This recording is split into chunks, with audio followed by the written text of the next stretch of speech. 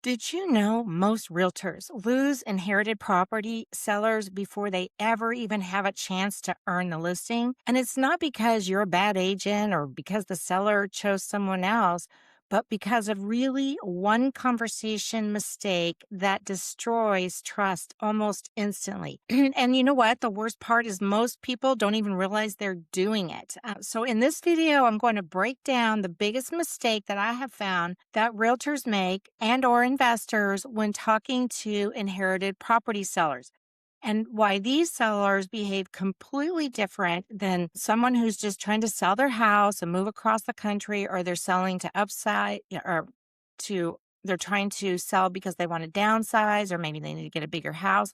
They are in a completely different mindset than your normal seller. And so what we're going to be talking about is what you should say instead of, hey, do you want to, how much do you want to list your house for? We're going to go over if you want more listing opportunities without cold calling. And I've been doing this since 2018. And I find there's less competition with the way that I'm doing the marketing. And most of the time, the sellers are calling me. So I don't have to cold call, which is great. And you are going to learn. So if you want to learn so if you're wanting a new approach to work with people that have inherited properties to sell, stay tuned because we're going to go over how to do that we're going to go over how to get more listings without doing cold calling and by having less competition than all the other realtors out there trying to get these same exact listings. So in this video, I'm going to break down exactly what you should say. So in this video, I'm going to break down some of the biggest mistakes realtors make when talking with people that have inherited a property they want to sell, why these sellers behave completely different than your traditional sellers, and what you should say instead if you want more listing opportunities without cold calling or competing against 20 other agents. So let's go. Really, what you're learning today is a framework that I've been using to work with distressed sellers. I call them distressed sellers because they're going through some life transition. And my specialty happens to be with families who are going through the probate slash process, but I even work with families even before they get into probate. So most realtors get this part completely wrong because if you don't have the life experience, because that's really what we're talking about, you have to kind of have empathy about how people are feeling. I know that sounds kind of silly in a business world setting, but we do have feelings.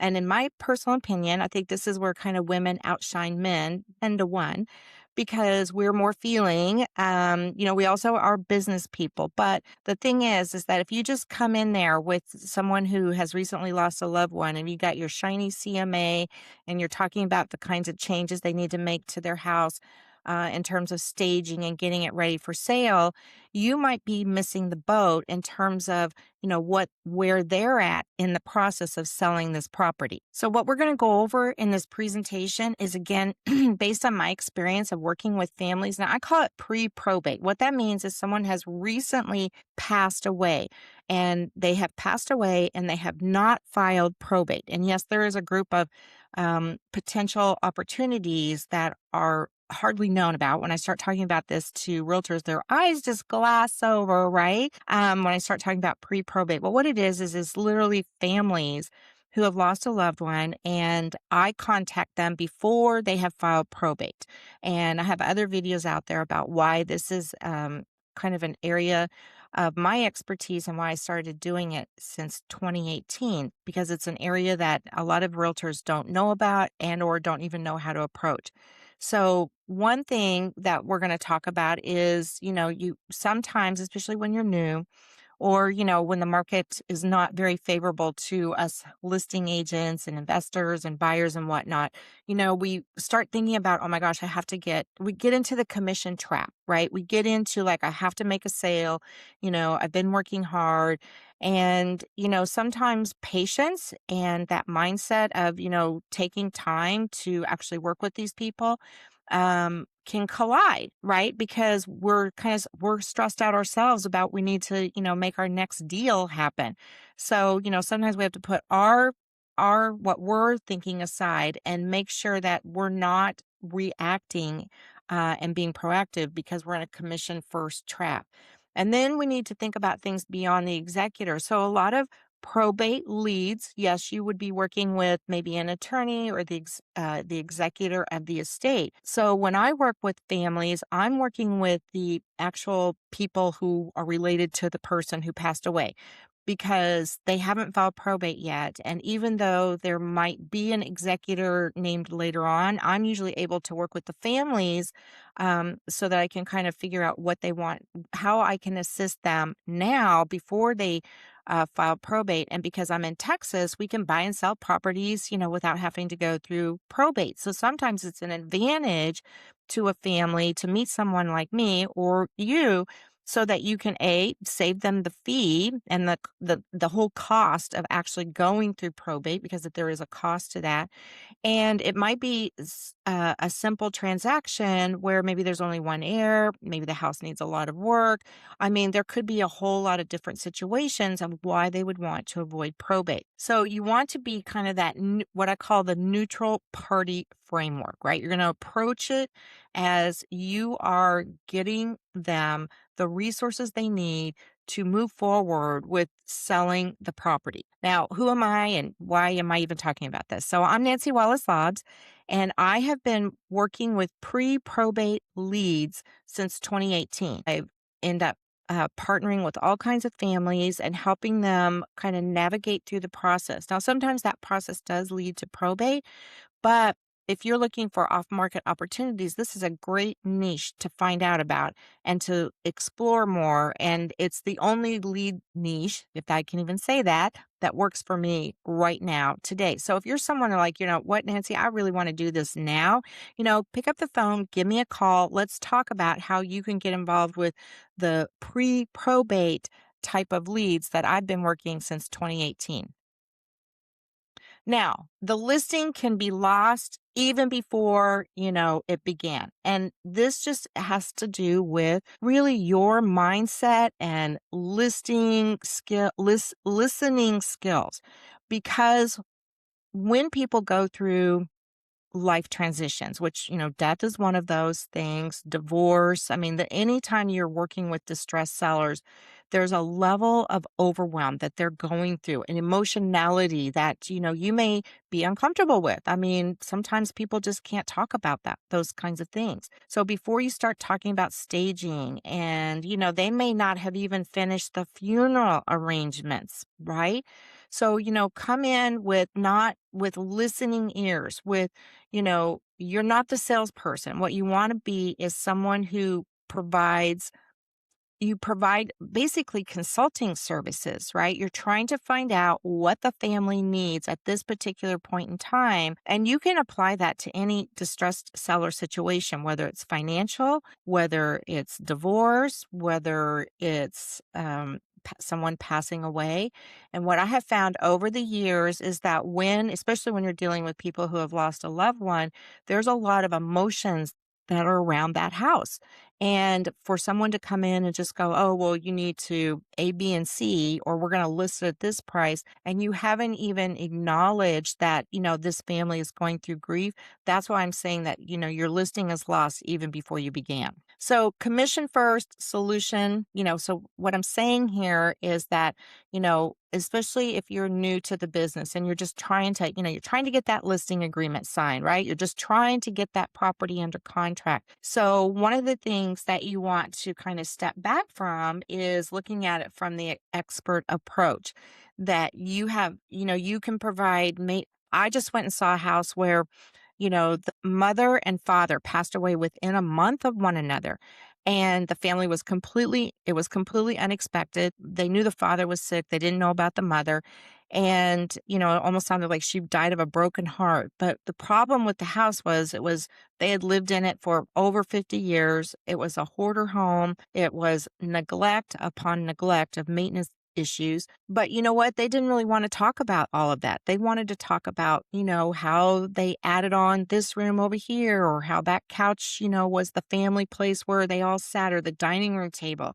So I probably met with that family 3 times before we started even talking about pricing, because one of the things that they had to do was figure out how to get all the stuff out of the house. Here they were, had just buried their parents. There were 2 brothers, and they were just completely overwhelmed with burying their parents and then coming in and having to deal with all of the stuff in the house. And they were trying to, they didn't know if they were going to have a garage sale, estate sale.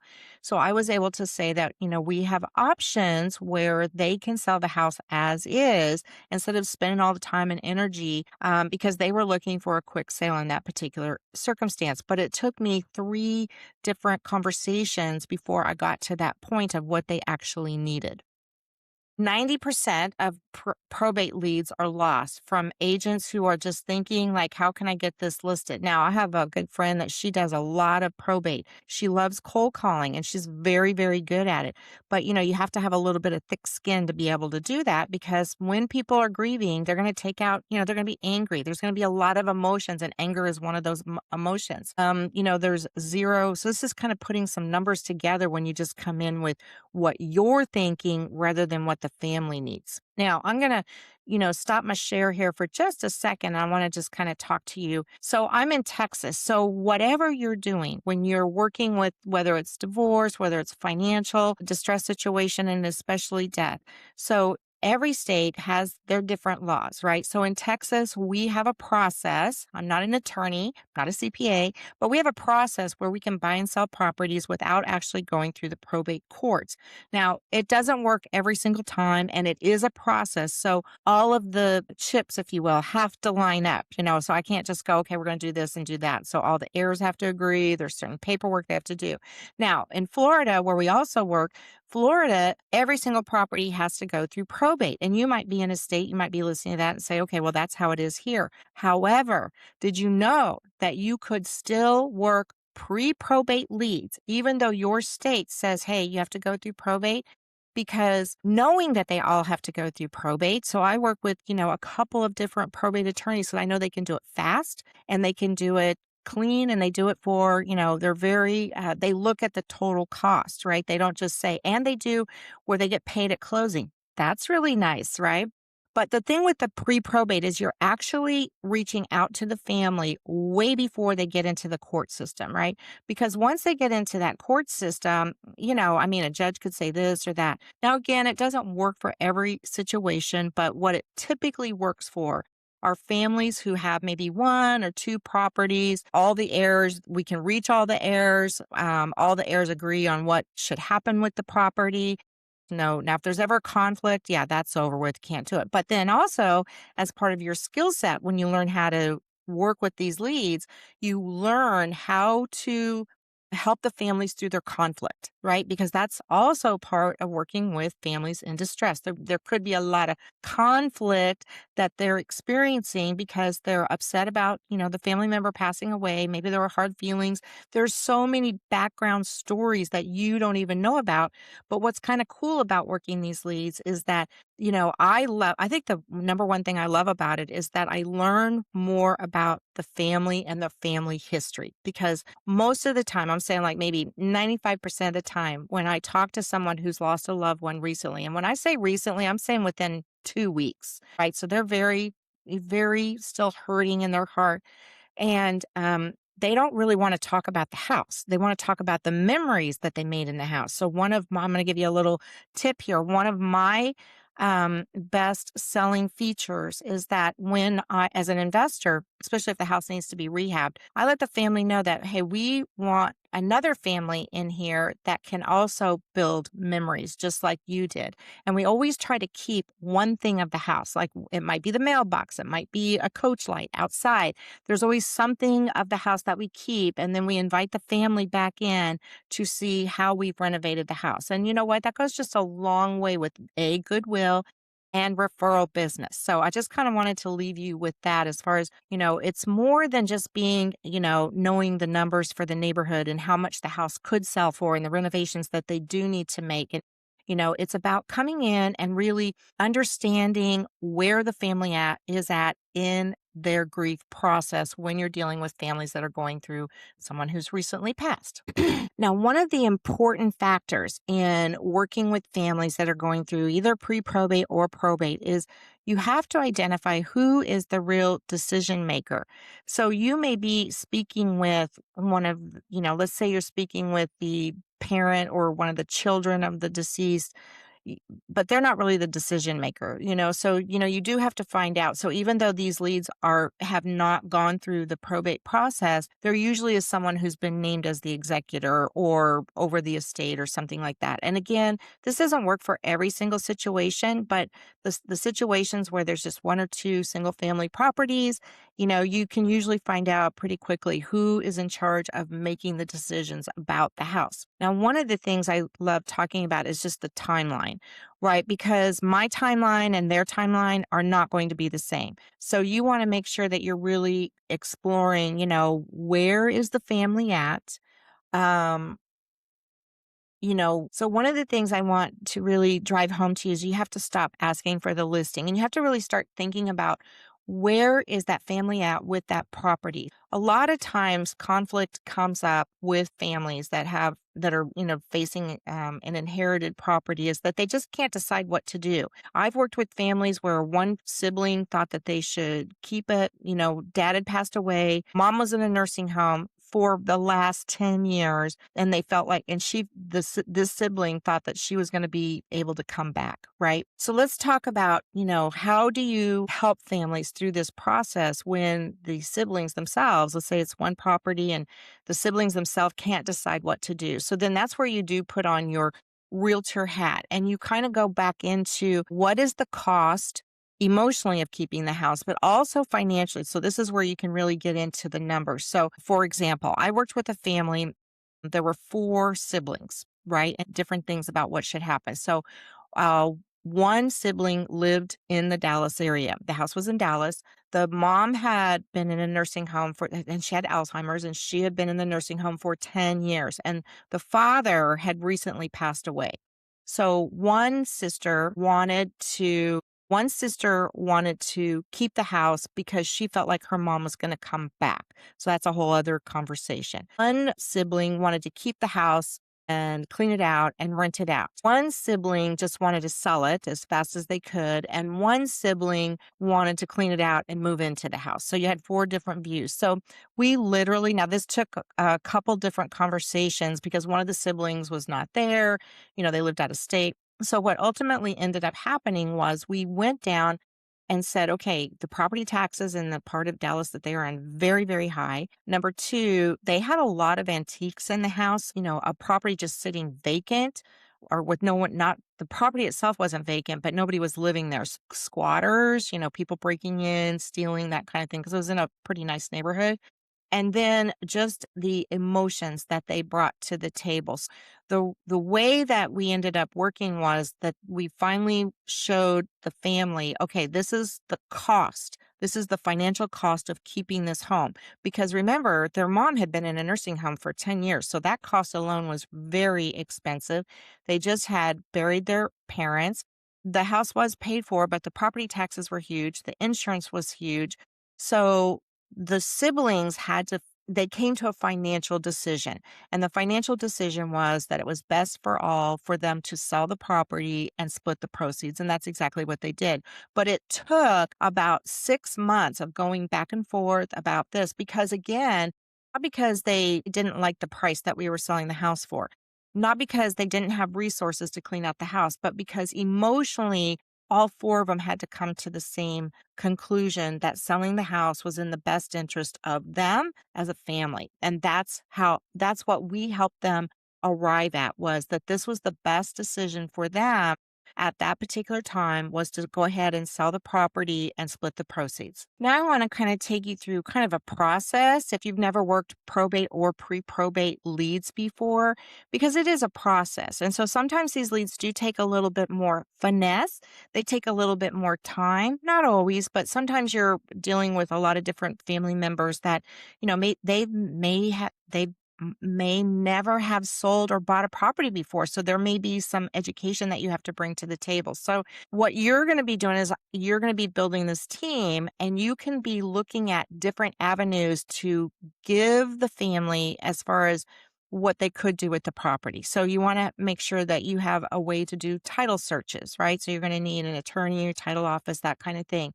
We call it the probate power team, right? So you're going to also have to put together like I call it a communication cadence. What this is that if you have multiple people you're dealing with, kind of like in a divorce situation, you have to be that neutral party that brings kind of solutions to the problem.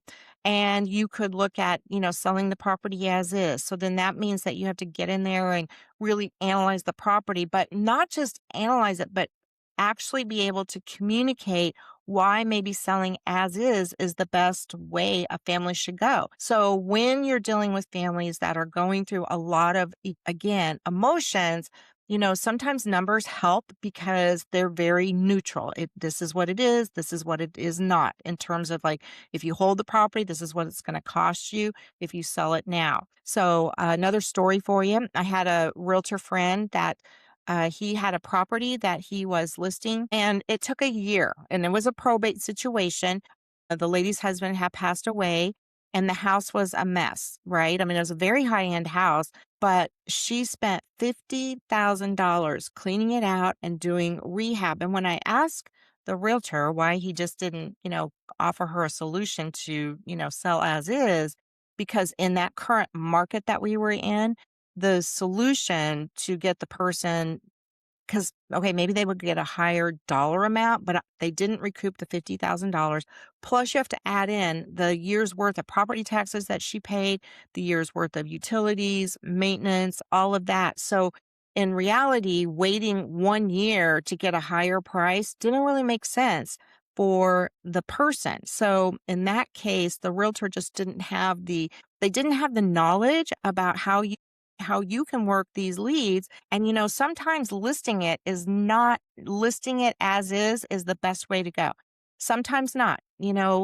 Some realtors, they have investor clients that they can, just go ahead and sell that property to. So the thing is, there could be multiple ways to help that family sell that property. And that's what I want you to think about. That's the mind shift when you're dealing with families going through distress situations. How can you help them, get to, yes, I need to sell the property, and this is the solution of how we're going to sell it. These are the numbers. This is what you're going to save. This is what you're going to benefit by either taking a shorter route, selling it as is, maybe doing some minor repairs, but a lot of times when families have been living in the house for a long time, and the parents pass away, the kids either don't have the money or they don't have the time to manage a complete overhaul of, the property. And I have met agents where they provide that service to manage it, but they don't charge extra to do that. And again, if you're trying to get more listings, what are you going to be doing more effectively at? Talking to more families or managing a project. So you kind of have to decide where your hat lies, right? So with that being said, though, there's all kinds of ways that you can help families. But again, thinking outside the box is sometimes the best avenue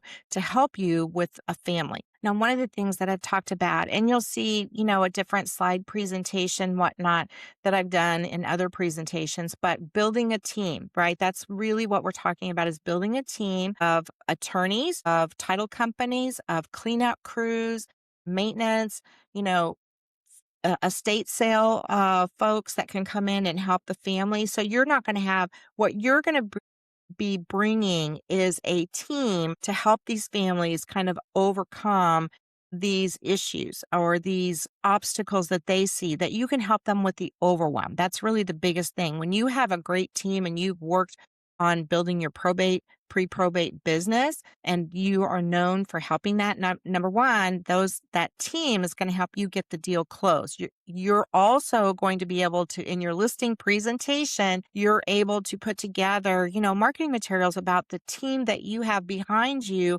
helping the family get through this very, very painful process. So here's what I want to say about pre-probate and probate leads. So in the Dallas Fort Worth area, or maybe even in the area you're in, these are hidden opportunities. Pre-probate is very hidden because, number one, unless you know how to match death records with property records or you want to have the time, it's a very labor intensive way of finding these deals. So there are very few people I have met, and I've been doing this, like I said, since 2018. And every time I talk about it, in fact, I had to kind of change up my marketing because people are like, what are you talking about, Nancy? So when I talk about pre probate, I'm literally talking about working with families who someone has recently passed away and before they filed probate. That's what I'm talking about. And that, my friends, takes a little bit of different skill than your typical, like, oh, I'm going to run a CMA and I'm going to put together my marketing presentation. It takes building a team that's specific to that niche, to marketing and helping those families solve their overwhelm about the emotionality they have and the memories they have attached to that house. Now, you might be saying, "Well, Nancy, how can I learn how to do that?" Well, I'm glad you asked. So, I actually have a system, and you know what? I so want you to be successful here, that I put together some free training. So all you have to do, the link is down in the description below, and there's a framework of how to work and how to find these pre-probate leads, right? So what I want you to do is check it out, see if it's for you. Once you've done the free training and you want to know more, just reach out to me. You can call me, you can email me. There's a link for my calendar below. And we'll go over like the lead data sources that I use, and just the full conversion system. So what it is it's leads, getting these leads and then how to convert them. And that's why I put the free training together, just so that you would have a better idea of how this all works. So in closing, here's what I want to say to you. There are hidden opportunities working with very distressed families. And it's a market, sad to say, that will not go away because we all face two things in our lives. Taxes right now, unless something changes with that, but I don't see that foreseeing, and death. And most of the time, I forget the statistic. I think it's like maybe 80% of people that pass away own property. So there has to be some kind of property transfer that happens. And again, whether you're in a state that you can do that with or without going through probate, it really doesn't matter because all of these leads that we've been talking about today exist in every state. It's how are you going to work it, how you're going to be that person that comes in not as a salesperson, but as a solver to this family's problem.